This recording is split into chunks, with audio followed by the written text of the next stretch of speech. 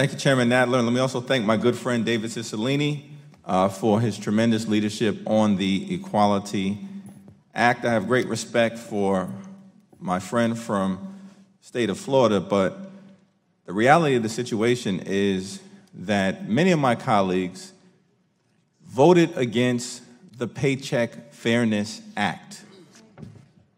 Many of my colleagues voted against equal pay for equal work, notwithstanding the fact that women are paid approximately 80% of what men are paid for doing the same job. Many of my colleagues on this Judiciary Committee voted against the Violence Against Women's Act. So we do find it strange that you want to come here and lecture us about women's rights. Mrs. Chandy, you have 20 years of experience in civil rights law and are a member of the LGBT community, is that correct? Yes, that's correct. And LGBTQ Americans make up approximately 4.5% of the population, is that right?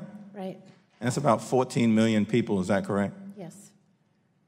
But there's no federal legal standard that guarantees 14 million Americans rights and protections under our civil rights law, is that right? That is correct. So that means that there are still places in the United States of America where someone can be fired because of their gender identity or sexual orientation, is that right?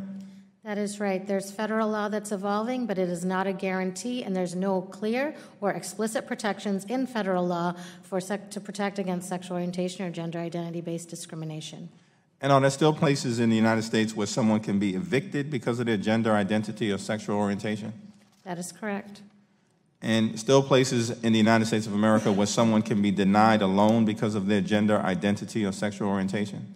That is correct. I am giving just the caveat that there are federal protections evolving, but those are not guaranteed, and so it's sort of a guess, and so we need the clear federal protections. Okay, and approximately 50% of LGBTQ Americans live in 30 states that lack statewide legal non-discrimination protections. Is that correct? Right. Is that one of the reasons why it's important to have a federal standard? That's right. Okay, nearly 2/3 of LGBTQ Americans report having experienced discrimination in their personal lives. Is that true? Right, yes. And do discriminatory laws and practices have a negative impact on our economy?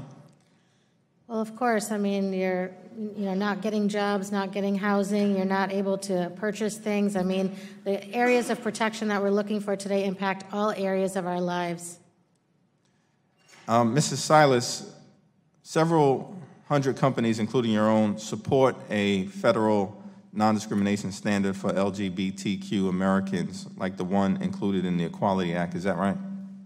Correct. And can you explain why you, as a business person, support it? Yeah, there are a number of reasons. So one, I stated earlier that enduring 100 years as a prominent American company has been grounded in really our belief around fairness and equality. And this isn't the first issue we've advocated for, and it probably certainly won't be the last. But we think it's an enduring characteristic of an American company.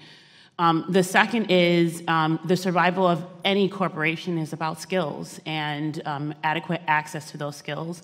And we believe that access to skill means that we need to ensure that our employees are in environments that will protect them and their families, and that doesn't become a distraction to the productivity and the contribution that they can have to American innovation.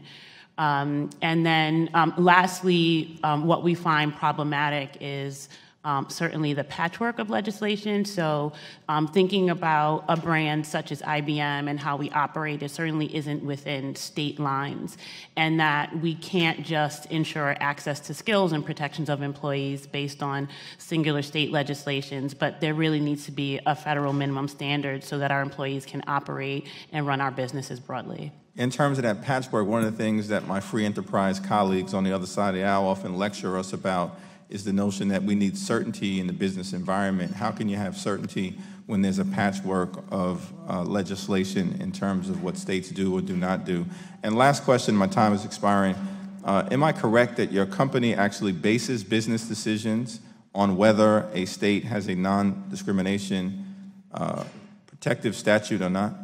That is 100% correct, and that's correct in this context and dates as early as the 1950s, when we declared, even in prior to the Civil Rights Act, that we would be making decisions around where we base our employees based on segregation policy at that time, and the idea that we would not comply with that. So it's not new to us, and it certainly is the case today. Thank you. Not only is the Equality Act, in our view, pro-American, it's also pro-business. I yield back.